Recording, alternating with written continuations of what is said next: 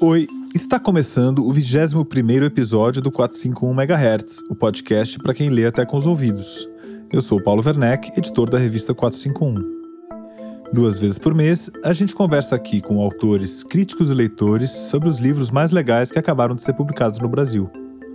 Esse é o nosso primeiro programa especial de aniversário de 1 ano do 451 MHz. Este episódio tem o apoio da Companhia das Letras. Neste ano, a Penguin, selo de clássicos do grupo Companhia das Letras, completa 10 anos no Brasil. Ao longo do mês de julho, a data será celebrada com conteúdos especiais nas plataformas virtuais da editora, com conteúdos nas redes sociais da Companhia das Letras e do selo Penguin, no podcast Rádio Companhia e no blog da Companhia.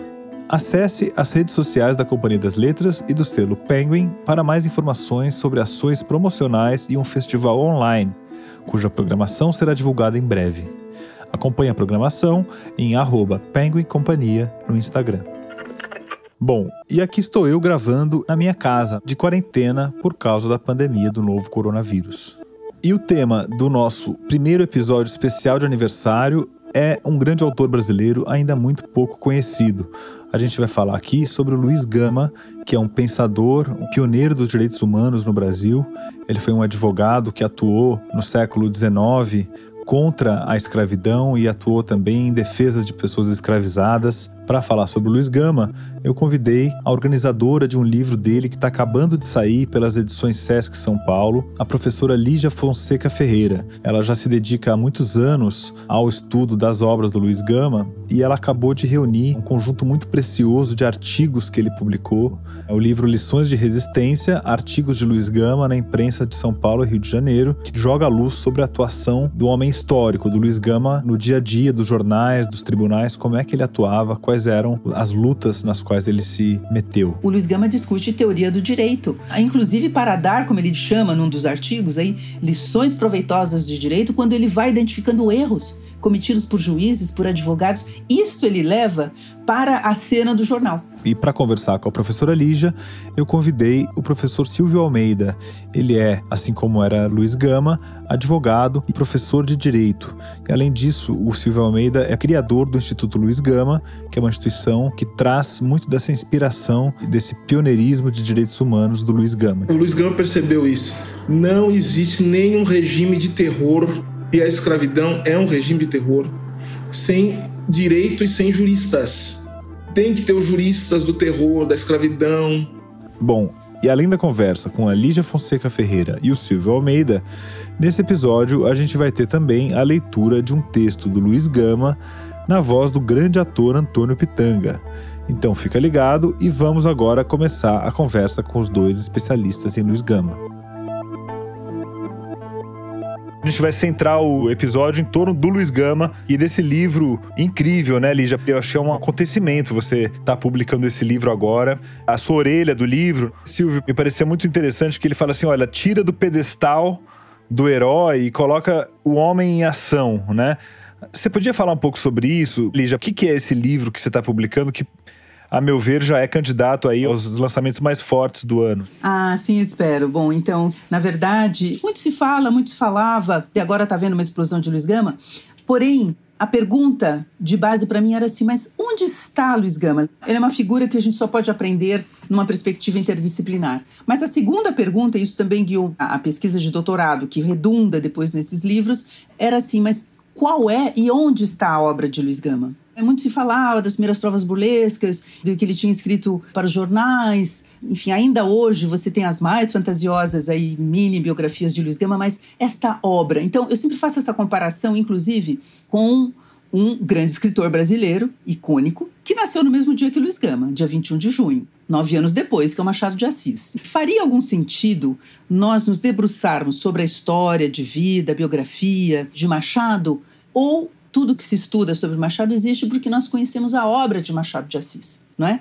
É uma obra que não para de prosperar. Nos Estados Unidos acaba de ser lançada, né, a tradução que esgotou em 24 horas de Memórias Póstumas de Brás Cubas. Então, quando eu comecei o meu trabalho, você tinha o poeta, muito citado por conta de um poema, né, poema que se chama Quem Sou Eu? E alguém batizou de Bodarrada e continua assim. E por conta da carta de Luiz Gama a Lúcio de Mendonça, uma carta que é muito reproduzida, uma carta autobiográfica, que eu também discuti, foi um capítulo bastante extenso da minha tese, discutindo as questões do gênero, o que seria mesmo uma carta autobiográfica. Então, a pergunta que eu me fiz, essa daí, qual é e onde está a obra de Luiz Gama, eu acho que ela guia todo esse trabalho. Então, acho que há um desdobramento, né? Foi a edição da obra poética integral, comentada, anotada, aquela coisa que a gente adora fazer nas letras, tomando 2 edições que até então nunca ninguém havia consultado, que eram as 2 primeiras edições, e que eu tive a felicidade de encontrar, sabe onde? Na Biblioteca Particular de José Mindlin. Reuni também os poemas que tinham saído na imprensa,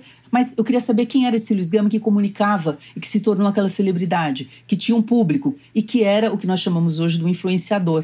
Então, na sequência, alguns anos depois de reunir a obra integral poética de Luiz Gama, onde você tem a obra satírica, mas também poemas de outra natureza, e depois, então, dessa obra, com a palavra Luiz Gama, o subtítulo desse livro é Poemas, Artigos, Cartas Máximas. A ideia foi reunir outros escritos de Luiz Gama para mostrar este homem que nasceu livre na Bahia, 21 de junho de 1830, o filho de Luísa Maim, é escravizado aos 10 anos de idade, só aos 17 será alfabetizado, é um autodidata. Aliás, vai ser muito interessante nesse novo livro a gente observar quantas vezes ele diz que ele não frequentou as academias. Digamos assim, que ele enfatiza bastante. Então, como é que este homem vai se tornar essa figura e este homem da palavra, este homem das letras? A gente vê como é que ele faz todo esse caminho. E só para dizer que no caso com a palavra Luiz Gama, eu tinha conseguido levantar 19 artigos e agora com esse novo livro nós conseguimos aí triplicar, nós chegamos a 61 artigos com 42 inéditos. Maravilha, parabéns. Eu queria perguntar para o Silvio, como é que foi o seu contato com o Luiz Gama? Foi na universidade ou foi por interesse próprio? Como é que surgiu isso na sua vida? Eu passei os 5 anos da minha faculdade de Direito e vou fazer uma confissão ainda mais chocante. Eu passei a boa parte do meu mestrado sem nunca ter ouvido falar no Luiz Gama. Eu fiz faculdade de Direito, depois advoguei durante algum tempo, logo depois entrei no mestrado. Ouvi falar de Luiz Gama, acho que foi mais ou menos em 2005, 2006, né? E aí me interessou muito, porque foi justamente no momento em que eu comecei a pensar mais na minha militância. A questão racial, para mim, ela foi uma questão muito presente na minha vida, por conta da minha criação familiar, por conta dos meus pais, por conta da minha história de vida. Eu sou um homem de uma família negra, que sempre teve ligação com o samba, com o futebol, com aquilo que a cultura negra produz de mais potente, para além das festividades, da religiosidade, mas também da luta política, né? Então, isso era muito presente, essas conversas em casa. Mas foi nesse momento que eu comecei a pensar no Luiz Gama, porque eu comecei a me pensar como advogado, né? Como advogado negro. Eu nunca tinha me pensado como um advogado negro, eu sempre pensei como um advogado. Tanto que eu sou um advogado tributarista, sou um advogado especialista em direito econômico. Eu sou advogado que trabalha com direito empresarial. Eu tenho um escritório que trabalha com isso há 10 anos, né? E só que em um determinado momento eu comecei a me confrontar com o fato de que eu sou um advogado, mas eu sou um advogado, inevitavelmente um advogado negro. Nesse momento, começa uma busca pelas referências, porque muitas das questões que me atravessavam enquanto homem negro e advogado negro, eu comecei, portanto, a estabelecer essa relação com o fato de eu ser um homem negro, advogando, né, nesse país e com tudo aquilo que o Brasil a gente já conhece sobre as relações raciais.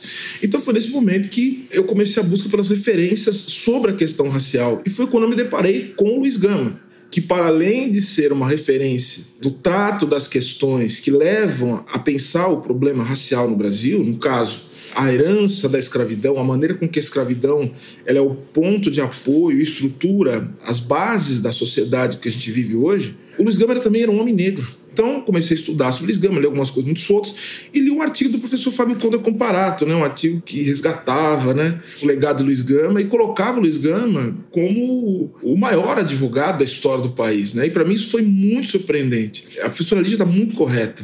Para além do Luiz Gama ter uma história fantástica que fosse aqui nos Estados Unidos, já teria virado filme há muito tempo, ele seria ensinado nas escolas, como é o Frederick Douglass, ensinado nas escolas. Não tem uma pessoa que não sabe quem é Frederick Douglass. Então, assim, o Luiz Gama, para além dessa figura, que seria uma figura histórica fantástica, o Luiz Gama também, e esse é um pouco do meu trabalho, que é feito nas costas de uma giganta, né? No caso da professora Lígia Ferreira, é justamente resgatar o papel de Luiz Gama como não apenas essa figura mítica, heróica, que é importante para nós. Eu quero ressaltar isso. É importante que nós tenhamos esses mitos fundadores, né? Mas o Luiz Gama, ele tem que ser colocado também como um dos grandes construtores do pensamento nacional. Ele tem que nos inspirar, mas ele tem também que nos organizar do ponto de vista intelectual e político. Os seus feitos, as suas obras, os seus escritos, eles têm que servir como base. Então, respondendo objetivamente a sua pergunta, eu não ouvi falar de Luiz Gama na minha vida acadêmica. Porque, assim, pensei nisso agora, vendo a professora Lígia e ouvindo suas questões.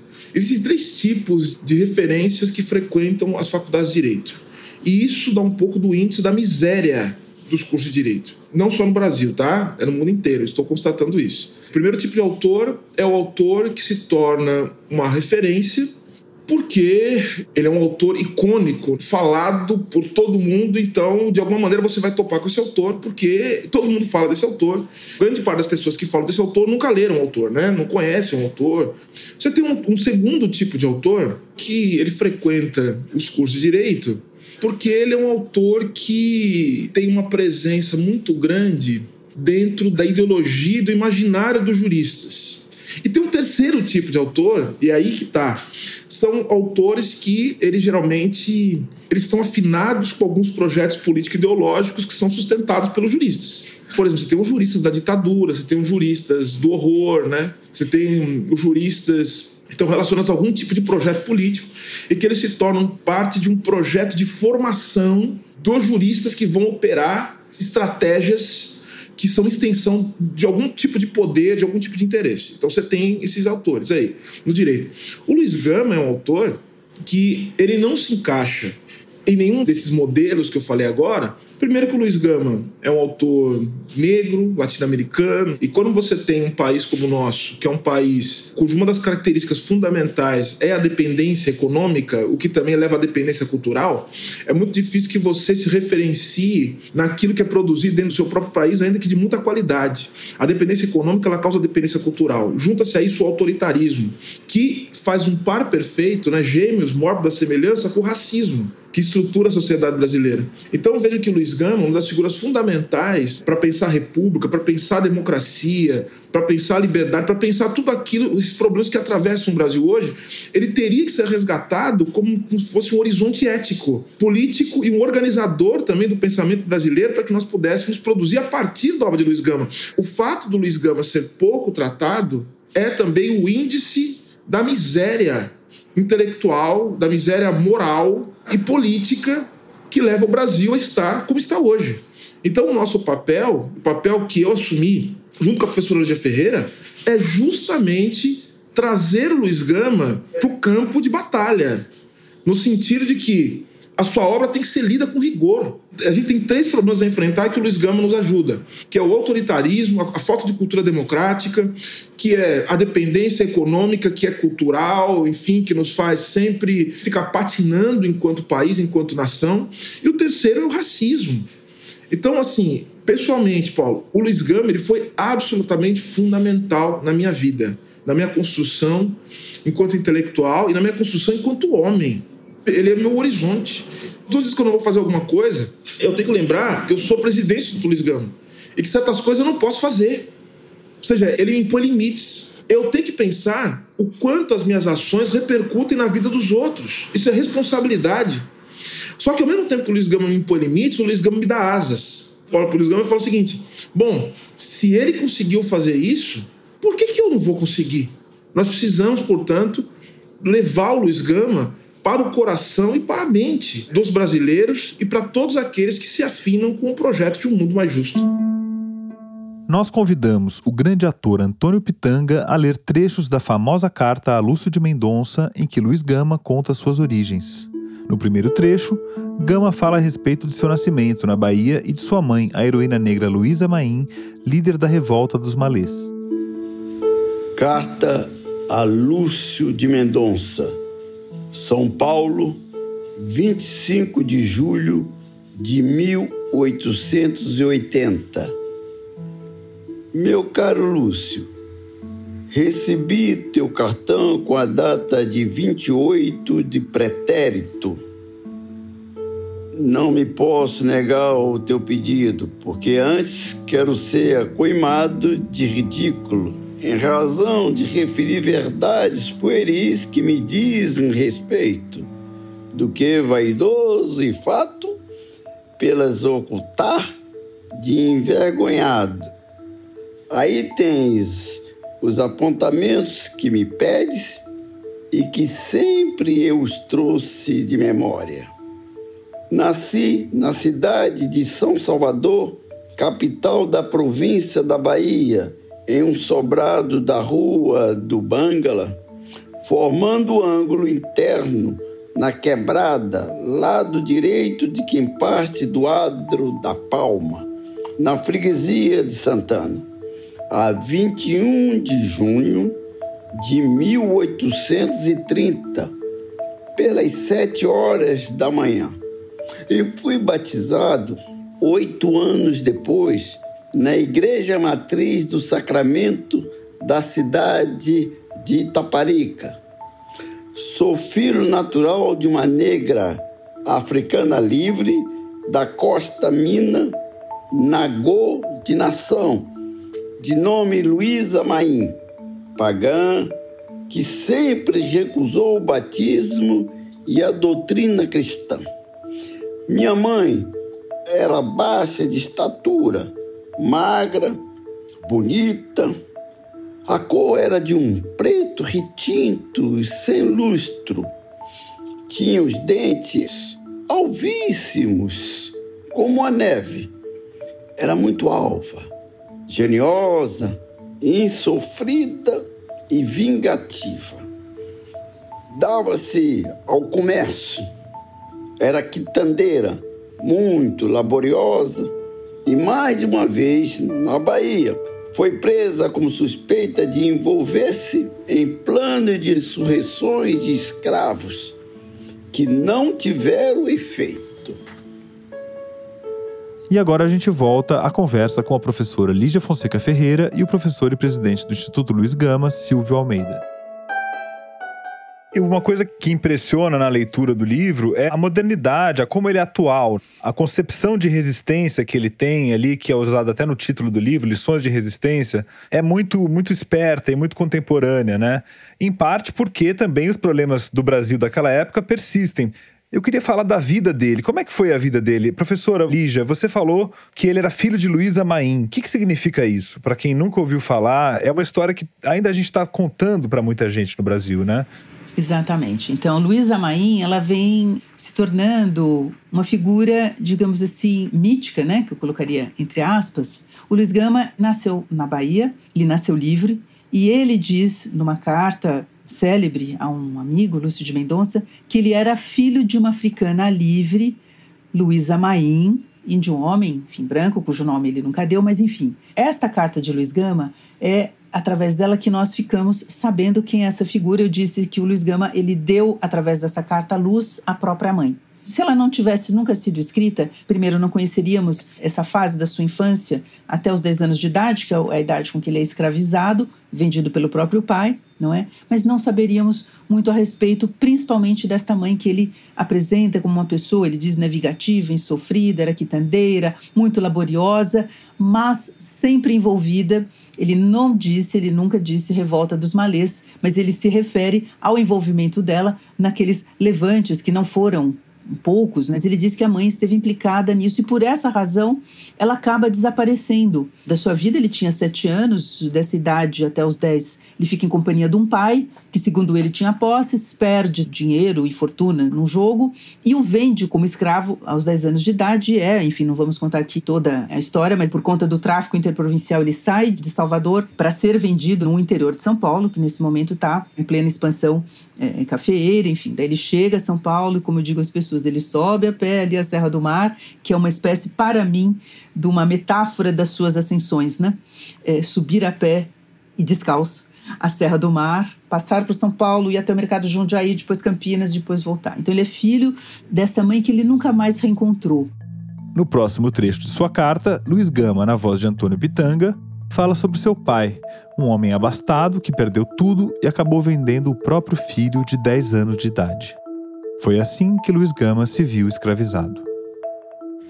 Meu pai, não ouso afirmar que fosse branco, porque tais afirmáveis, neste país, constituem graves perigo perante a verdade, no que concerne a melindrosa presunção das cores humanas. Era fidalgo e pertencia a uma das principais famílias da Bahia de origem portuguesa. Devo poupar à sua infeliz memória uma injúria dolorosa, e eu faço, ocultando o seu nome. Ele foi rico e, nesse tempo muito extremoso para mim, criou-me em seus braços.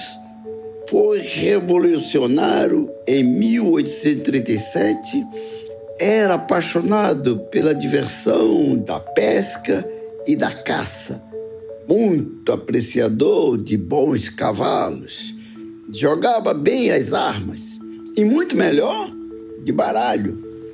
Amava as sucias e os divertimentos, esbanjou uma boa herança obtida de uma tia em 1836 e reduzido à pobreza extrema a 10 de novembro de 1840, em companhia de Luiz Cândido Quintela, seu amigo inseparável e hospedeiro, que vivia dos proventos de uma casa de tavolagem na cidade da Bahia, estabelecida em um sobrado de quina ao largo da praça.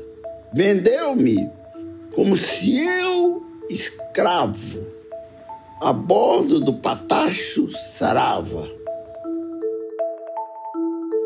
E agora a gente volta à conversa com a Lígia Fonseca Ferreira e o Silvio Almeida. Bom, ele não é vendido, ele vem para a cidade de São Paulo, vive aqui até os 17 anos, 18, aos 17 ele começa a aprender a ler com um estudante, possivelmente de Direito, né, que era a única faculdade, ensino superior que havia na cidade de São Paulo. Havia 2 faculdades, né, no Brasil, Recife e São Paulo. E aos 18 ele consegue, segundo ele, as provas de ter nascido livre, então ele resgata a liberdade. Em algumas ocasiões ele vai buscar a mãe, ele não chega até a Bahia, mas ele vai buscá-la no Rio de Janeiro, inclusive. Até os 31 anos, em momentos diferentes, o Luiz Gama procura por essa mãe, que o marca profundamente. O ano passado eu participei de uns eventos organizados em torno da figura das mães africanas, afro-brasileiras, indígenas, na Pinacoteca, quando houve aquela exposição do Ernesto Neto. Ele teve uma instalação muito interessante, ele convidou algumas pessoas, né, para falar das mães na cultura indígena, e, para minha grande surpresa e felicidade, ele me convidou para falar de Luísa Maim, a mãe de Luiz Gama, né? Foi uma conversa muito linda, foi uma coisa que me marcou muito. E como era uma conversa, assim, digamos assim, nada acadêmica, que a gente fugiu do texto, mas eu comecei a levantar essa questão com as pessoas. Eu falei assim, olha, ele perdeu o contato com essa mãe, ele procurou, assim, assado, e eu falei para as pessoas assim, o que teria acontecido se ele tivesse encontrado a mãe? As respostas, assim, quase me fizeram chorar, né?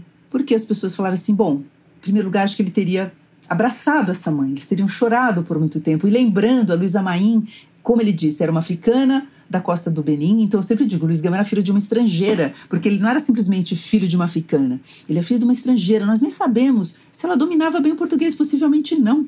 E olha que esse homem se torna, é um homem que domina, não é a palavra só, a língua portuguesa, o raciocínio, a demonstração, vários gêneros jornalísticos numa potência incrível. Então, na verdade, o Luiz Gama, através do jornalismo, ele se torna esse grande escritor. Mas voltando para a figura da mãe, então 2 coisas que para mim ficam muito claras quando eu examino a trajetória de Luiz Gama, é que o Luiz Gama, na verdade, procurou a mãe, não a encontrou, foi uma grande dor, mas ele a encontrou dentro de si. Isso é uma coisa que para mim é fato, porque o Luiz Gama vai fazer o que uma mãe faz. Ele vai cuidar. Ele vai cuidar principalmente de quem? Daqueles que estavam totalmente desprotegidos. Ele diz, os meus desvalidos, os meus míseros cativos, os meus infelizes que estão desprotegidos da lei, portanto desprotegidos de todos, largados à sua sorte. Então o Luiz Gama não encontra fisicamente essa mãe, mas ele se torna aquele que cuida, ele se torna também, desculpem, né, mas pode parecer estranho, mas acho que ele se torna um pouco mãe dessas figuras. Então, no dia 21, quando eu encerrei o evento para celebrar o aniversário de Luiz Gama, e me veio uma coisa assim, eu falei assim, gente, eu acho que no dia do aniversário das pessoas a gente também precisa cumprimentar as mães, né? Eu celebrei e cumprimentei a Luísa Maim, que nos deixou esse filho, veio, sabe-se lá como, em que condições, deixou a África, fez essa tenebrosa travessia desse Atlântico.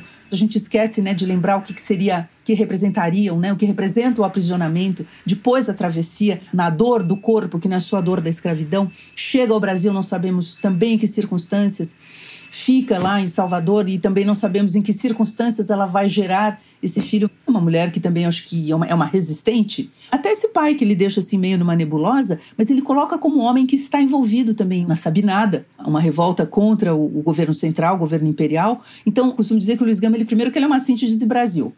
Ele é luso afro-brasileiro. É o Brasil daquele momento. Ele nasceu em 1830, faleceu em 1882, até antes da abolição da República. O Luiz Gama é uma síntese do que é o corpo e a cor do Brasil. Acho que ele descreve bem isso num de seus poemas famosos, Quem Sou Eu? E ele também traz na sua genealogia esse ethos político, que vai marcá-lo, marcar o seu pensamento, a sua conduta. E é assim, quando o Silvio diz, né? Eu comecei a me pensar e percebi que queria me colocar como um advogado negro. Isso é uma coisa que eu aponto agora nessa nova reunião. Obviamente que são vários os temas que o Luiz Gama traz para os seus artigos e muitos deles são para discussões jurídicas, mas o Luiz Gama, ele ali, acho que da primeira linha que ele escreveu, ele se pensa como negro. Enquanto um jurista, embora ele não tenha cursado a faculdade, mas ele é um autodidata e ele vai levar isso a uma potência. Gostaria até que o Silvio falasse disso. O Luiz Gama discute teoria do direito, inclusive para dar, como ele chama num dos artigos, aí, lições proveitosas de direito, quando ele vai identificando erros cometidos por juízes, por advogados. Isso ele leva para a cena do jornal. Eu digo a cena do jornal porque naquele momento a gente precisa entender que é a grande mídia do tempo, a grande cena enunciativa, mas também da discussão das ideias, e concordo com o Silvio, Luiz Gama precisa ser lido. Se alguém quiser dar algum presente ao Luiz Gama, é ler Luiz Gama. É ler Luiz Gama. Então a gente quer que as pessoas leiam Luiz Gama e não ficar apenas nessa construção mítica, né, tapando buracos e sem simplificá-lo. Reproduzindo, então, o que agora é uma frase que eu carregarei sempre comigo, do Silvio: a gente não pode aceitar um rebaixamento das complexidades das nossas ideias, e aqui eu diria das ideias de Luiz Gama, para atender um falso didatismo. São as palavras do Silvio no Roda Viva, né? Exatamente. Então não contem comigo para simplificar. Ele é um patrimônio de Brasil. Nós temos que aproveitar, e como diz o Silvio, ele pode ser o nosso guia, a gente pode aproveitar-se dessa leitura e nós resgatarmos um pensamento que foi um pensamento, digamos, que hoje pode nos nutrir e cuidar, como Luiz Gama fez ao seu tempo com aquelas pessoas que ele abraçou e trouxe para o seu aconchego. Pois é, professora. Inclusive, você diz na sua apresentação que o Luiz Gama foi o único intelectual brasileiro que viveu a escravidão, né? Uma situação muito singular, né? E ele se torna esse jurista sofisticado, né? Como é que ele atuava como advogado? Quais eram os casos? Quem eram esses desvalidos pelos quais ele lutava? Como é que ele agia concretamente? Eu acho que esse é um dos pontos fundamentais que o livro da professora Lígia trará, né? Que é justamente falar um pouco das peculiaridades da atuação do Luiz Gama, que ganhou o apelido, né, de advogado dos escravos, né? Pelo conhecimento que tinha de filosofia, né, da filosofia do direito. Ele nunca considerou que aquela situação em que se encontravam os homens e as mulheres que constituíam a sua clientela era uma situação aceitável, era uma situação natural. Na verdade, Luiz Gama entendia o seu mistério, né, a sua advocacia, como algo que poderia fazer com que as coisas se colocassem de fato no seu devido lugar. Costumo dizer que ele é uma espécie de mensageiro entre dois mundos, né? Por que mensageiro entre dois mundos? Porque ele está entre um mundo de uma tradição jurídica que é baseada numa leitura do direito romano e que vai dizer que a justiça é dar a cada um o que é seu, no sentido de que cada ser tem o seu lugar natural, né, na ordem do mundo. Esse tipo de pensamento ele foi muito utilizado como forma de sustentar, do ponto de vista filosófico, a escravidão, dizendo que os escravos, na verdade, eles estavam numa condição que lhes era natural. Então, veja que o Luiz Gama faz uma outra leitura disso, né? Que ele vai dizer o seguinte: olha, não é natural que pessoas sejam escravizadas. Isso é fora da ordem do mundo. A ordem do mundo é uma ordem de liberdade. Não é uma ordem em que existam pessoas livres e pessoas que naturalmente estão para servir. Mas, ao mesmo tempo, o Luiz Gama ele se conecta também, por isso que eu falo que ele é um mensageiro entre dois mundos, ele se conecta também com a modernidade, com o justnaturalismo moderno, que vai pregar a universalidade da condição humana como uma condição de liberdade. Silvio, eu acho que a gente poderia considerar, você me corrija se necessário, mas o Luiz Gama, ele vem da tradição iluminista. Ele é um herdeiro das luzes. Exatamente. Não é? Então, acho que vem um pouco... É isso? É isso. Ele é um sujeito que, ao mesmo tempo, que dialoga e muito bem com essa tradição baseada no direito romano, né? Mas, ao mesmo tempo, ele transita também para o iluminismo jurídico. Do ponto de vista da advocacia, né, pensar a advocacia, a prática jurídica, o Luiz Gama é o introdutor do iluminismo jurídico no Brasil, no sentido de defender a liberdade como sendo algo que é intrínseco a todo e qualquer ser humano. É um pioneiro dos direitos humanos, né? Vamos dizer assim, no nosso país. Ele lança as bases para isso no Brasil. Agora eu vou abrir um parêntese para um recado da editora FGV. Em Classes Médias e Política no Brasil, 1922-2016, o sociólogo Adalberto Cardoso investiga a ação política das classes médias em 3 importantes períodos da nossa história. O longo ciclo de Vargas, que tem início com as revoltas tenentistas de 1922 e termina com o golpe militar de 1964. Durante a ditadura militar, quando as classes médias apoiaram majoritariamente os militares, mas também fizeram oposição com o movimento estudantil e na luta armada. No período de 2013 a 2016, com a análise do papel das classes médias no processo de polarização das relações de classe. As classes médias são tratadas no plural pelo autor por causa da multiplicidade e heterogeneidade dos seus engajamentos constatadas em suas pesquisas. Classes Médias e Política no Brasil, 1922-2016, encontra-se disponível em formato digital em todas as plataformas e será impresso após o período de isolamento. Bom, e como esse é o nosso primeiro programa especial de aniversário do 451 MHz, eu não poderia deixar de agradecer os nossos ouvintes entusiastas. Para quem não sabe, a gente criou um plano especial de assinatura para você que é ouvinte do nosso podcast e quer dar um apoio extra para que ele seja realizado. Por R$20 por mês, a assinatura Ouvinte Entusiasta nos dá uma força extra para realizar o nosso podcast e, em contrapartida, você recebe acesso completo ao nosso site, além de acesso ao Clube de Benefícios da 451, que dá descontos de até 30% em livros, eventos e produtos culturais. Então faça agora uma assinatura Ouvinte Entusiasta, assim como fizeram a Márcia Adorno, a Patrícia Carneiro de Brito, o Lucas Carvalho, a Cecília Castellini, o Gabriel Navarro Colasso, o Walter Craveiro, a Kelly de Souza Ferreira, a Luísa Franco, a Caroline Greve, a Júlia Guarilha, a Maria Guedes, a Sandrine Gies, a Leila Lima, a Gabriela Nespoli, a Lígia Helena Salles Nunes, a Valéria Way Barbosa de Oliveira, a Luísa Plastino, a Débora Sader, o Bruno Santana, o Juliano Machado dos Santos, o Gustavo Senechal, o João Pedro de Souza, a Tatiana Vargas, Leonardo Vilela, Flávia Bezerra Tony Xavier e Luísa Martins Werneck. Faça como eles uma assinatura Ouvinte Entusiasta no site da 451 e apoie a realização do podcast para quem lê até com os ouvidos, que nesse mês de julho está completando 1 ano no ar. 451.com.br. E agora vamos voltar à segunda parte da entrevista com a Lígia Fonseca Ferreira e o Silvio Almeida. O livro da professora Lígia recoloca ele como jornalista, né? É assim, ele traz a discussão do Luiz Gama não é só para o direito, é para o jornalismo. Exatamente. E essa estrutura escravista também tinha um sustentáculo jornalístico naquela época, né? Sim, o Silvio falou do Luiz Gama nesses 2 mundos, né, Paulo? Você falou assim que é muito interessante ele levar isso para a imprensa. E a imprensa, inclusive, é uma maneira dele também dar a conhecer e divulgar a sua atividade. A gente precisa lembrar que os jornais daquela época, eles não são só lidos por quem lê, eles são lidos em voz alta, então muitas daquelas informações elas vão correr. Como é que essas pessoas chegavam a ele? Em todos os meus livros, inclusive nesse também, eu reproduzo anúncios que o Luiz Gama faz oferecendo seus préstimos, né, como advogado, onde a gente vê uma coisa muito curiosa.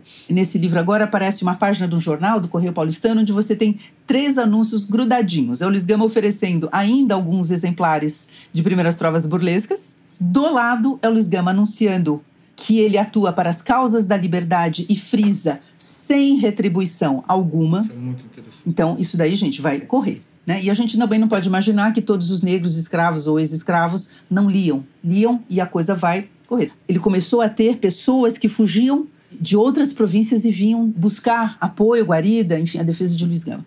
E, no terceiro lugar, é ele oferecendo seus préstimos como advogado. Ele fala assim, cuidamos de registros das atividades tais, enfim. Ele também tinha o seu ganha-pão como o escritor, o advogado que atua nessas frentes, e naquele mesmo jornal ele também está escrevendo. Perfeito. Então, ele é um homem de dois mundos, de vários mundos, mas o que é interessante é ele publicizar, né? Em primeiro lugar, um jornalista quer ser lido, ele quer ter audiência. Mas o Luiz Gama, quais são as notícias que ele traz? Eu usei essa expressão que eu estou repetindo, o Luiz Gama como mestre de narrativas. Por quê? Porque a narrativa jornalística ela tem que ser tão boa quanto as boas narrativas da ficção. Ela traz personagens, ela traz enredos, ela traz história, ela traz circunstâncias e ela traz, sobretudo, aquilo que já foi descrito, né, nas teorias, digamos assim, das narrativas, que são o quê? São os vilões, os algozes, os adjuvantes. A gente encontra tudo isso em alguns textos de Luiz Gama que são verdadeiras peças literárias, não fosse o fato de que naquela época elas se referiam a personagens reais. O Luiz Gama usava uma expressão que hoje está todo mundo usando, mas ele dizia assim, e não foi uma vez só, que ele cuida de pessoas ilegalmente escravizadas. Exato. O Luiz Gama já usa ilegalmente escravizados, inclusive ele desenterra leis, né? Por que ele defende o direito, né, Silvio? Porque ele desenterra... O Brasil, aliás, até hoje, tem leis perfeitas, o problema é o quê, gente? Até hoje, é aplicar. Se tivesse levado no Brasil a ferro e fogo, né, na lei, a interpretação da lei de 7 de novembro de 1831, que já declarava livres todos os africanos que desembarcassem no Brasil, nós não teríamos que esperar 57 anos para a abolição. E o Luiz Gama, essa vai ser uma das estratégias, né, Silvio? Que ele vai, entre outras, Exato, de desenterrar e de pegar e falar assim, não, mas cumpra-se a lei. Então é nesse sentido que eu falo, o Luiz Gama, ele era um defensor do direito e criticava aqueles seus representantes brancos e coniventes com a ordem escravocrata, econômica, etc., que colocavam essa lei embaixo do pano, a lei para inglês ver, né? No último trecho da carta de Luiz Gama a Lúcio de Mendonça, o escritor conta como, de posse das provas de seu direito à liberdade, fugiu da casa de seu pretenso proprietário e se alistou no exército. Depois disso, ele se tornou funcionário público, mas foi demitido por causa de sua atuação política como advogado e jornalista em favor dos desvalidos. Em 1848, sabendo eu ler e contar alguma coisa, e tendo obtido ardilosa e secretamente provas da minha liberdade, retirei-me, fugindo da casa do alferes Antônio Pereira Cardoso, que, aliás, voltava-me a maior estima, e eu fui assentar praça.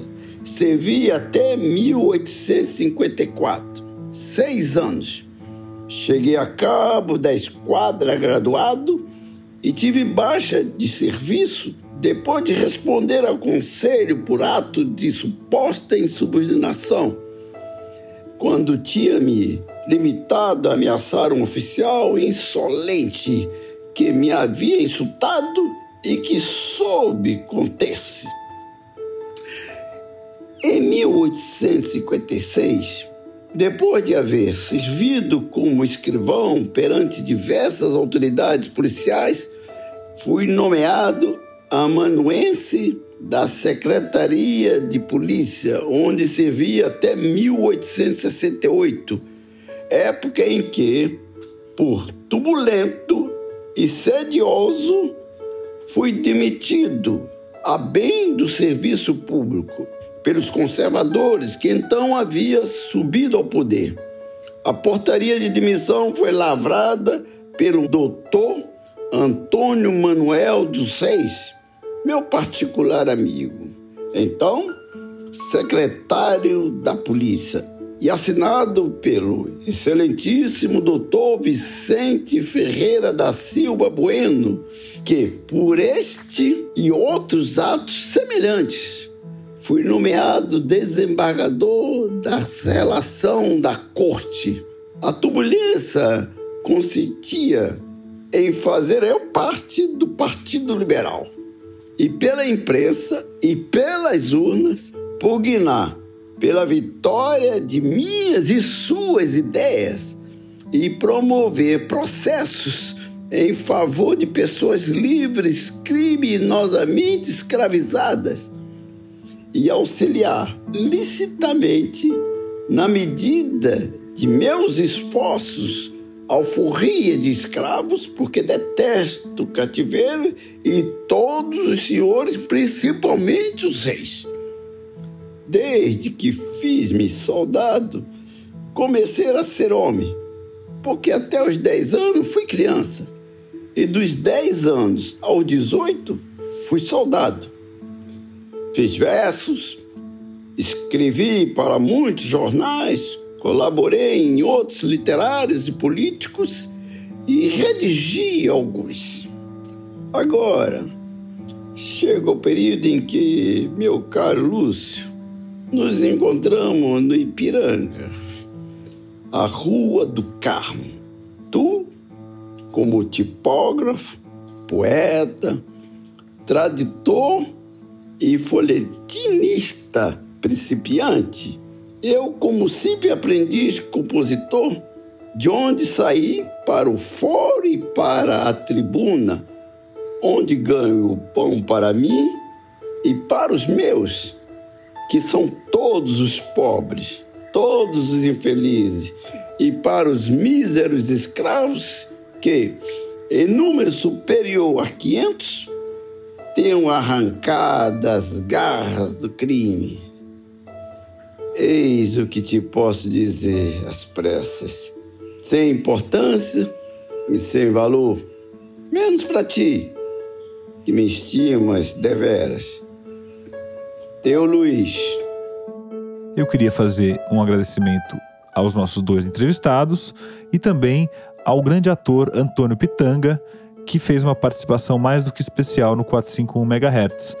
Eu agradeço também a minha amiga Florência Ferrari, que fez a ponte para a gente chegar no Antônio Pitanga.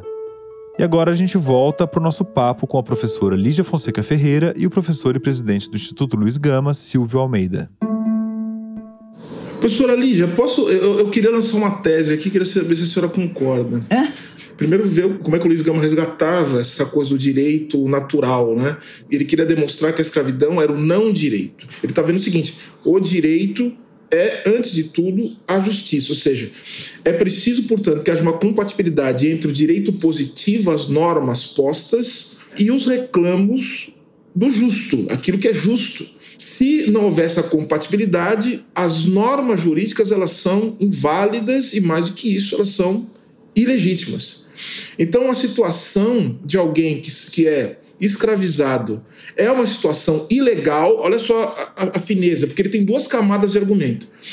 É ilegal porque, primeiro, o próprio sistema jurídico já não permitiria isso por conta da lei de 1831 e, antes disso, do decreto de 1818. Por conta de um acordo entre Brasil e Inglaterra, por que pessoas escravizadas fossem trazidas ao Brasil. Ou seja, ele está dizendo assim, mesmo do ponto de vista técnico-jurídico, olhando apenas para as normas, a escravidão ela não é aceitável. Olhando para além das normas, para aquilo que é justo, a escravidão também não é aceitável. E, portanto, quem é defensor da escravidão, e é o interessante, é uma pessoa que está corroborando com a injustiça, então tem um problema de caráter. Aí ele vai para cima. E aí a tese que eu queria ver se a professora já concorda. Eu acho, professora, é fundamental, né? Ele inaugura uma coisa que até então não era comum, né, no Brasil, porque o debate jurídico é um debate que geralmente é feito dentro de certas instâncias, né, por homens mesmo, né, do ponto de vista inclusive do gênero, que tinham não apenas o conhecimento jurídico, mas que tinham também alguma ligação com uma tradição de nobreza, né, de prestígio. O Luiz Gama, eu acho que ele inaugura uma coisa muito interessante. Ele coloca o debate jurídico como parte do debate público. Ele faz com que o debate sobre o direito se torne um debate público. E ele faz isso justamente utilizando os jornais. Ele faz isso justamente utilizando uma coisa também que está muito na Revolução Francesa, né, da França Revolucionária, que é também você vincular o debate público, o debate político, com o debate artístico, né? Você vai estabelecendo essa coisa, né, da catarse, né, colocando os vilões, os heróis, é a peça Vira uma grande peça. E como isso vai parar nos artigos jornalísticos do Luiz Gama. Né? E ele, ao narrar isso, é a mesma narrativa também que está nas petições. Exatamente. Né? Que ele vai estabelecer é o seguinte: essas pessoas, elas são imorais e elas só se colocam nesses lugares de autoridade por conta da violência que elas pregam o tempo todo. Porque elas não tinham nem condição nem moral e nem condição intelectual de ocupar os lugares que ocupam. Exatamente. É isso que o Luiz Gama está denunciando. Essas pessoas, elas têm aquilo que o Adorno chama de burrice. A burrice no sentido de Dummheit, né, em alemão, a tolice, que é a recusa do conhecimento, a tolice. Elas são infensas às luzes, ao esclarecimento. Sim. Então essas pessoas não podem ocupar lugares de autoridade. E elas só ocupam por quê? Porque você tem império. Aí vai ser. Então por isso que a república é fundamental. Exatamente. Para fundamentar de novo a igualdade. Por isso que a república é importante. Coitado, o Paulo não fala, né, Paulo? A gente fica aqui nessa conversa, a gente vai, uma coisa vai puxando outra. Eu também já queria falar em cima daí do Silvio, mas diga aí. Eu tô ouvindo aqui em êxtase vocês. É uma maravilha aprender. Eu, na minha formação de jornalista, bastante mal conduzida, também pouco tive contato com o Luiz Gama. E você, por a sua família, você tem contato com a produção literária? Você tem uma mãe professora, um pai que também é jornalista? Sim, mas aí falar da família já complica a vida nesse tema, inclusive porque minha família tem uma origem muito triste nesse sentido, porque era uma família de proprietários de fazenda de café, e eu me sinto inclusive na obrigação de estudar tudo isso, né? Eu aqui, ouvindo vocês, pensei muito naquele livro Histórias de Quilombolas, né?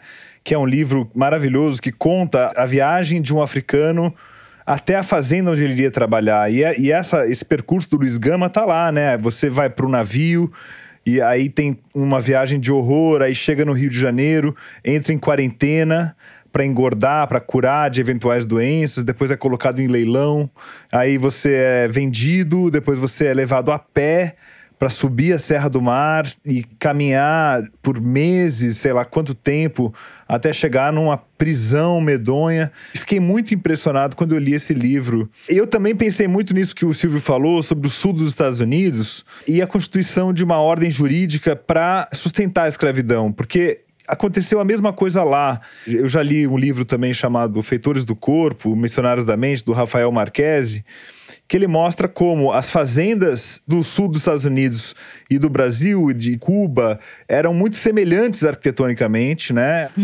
Sim, exato. E os senhores de escravos também procuraram criar uma legislação e uma compreensão jurídica que naturalizasse a escravidão, né? Essa luta do Luiz Gama, ela é muito contemporânea e, assim, o Brasil continua o mesmo, né? Esse país de letras mortas, né? Que continuam...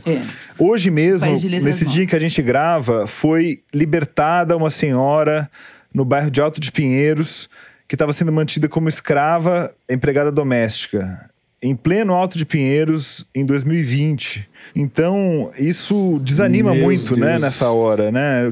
O Luiz Gama percebeu isso. Não existe nenhum regime de terror, e a escravidão é um regime de terror, sem direito e sem juristas. Tem que ter os juristas do terror, da escravidão. A obra do Rafael Marquesi, o que eu conheço relativamente bem, e concordo com as formulações dele, é o seguinte: a escravidão, principalmente depois da segunda metade do século XIX, ela está totalmente relacionada ao processo de industrialização.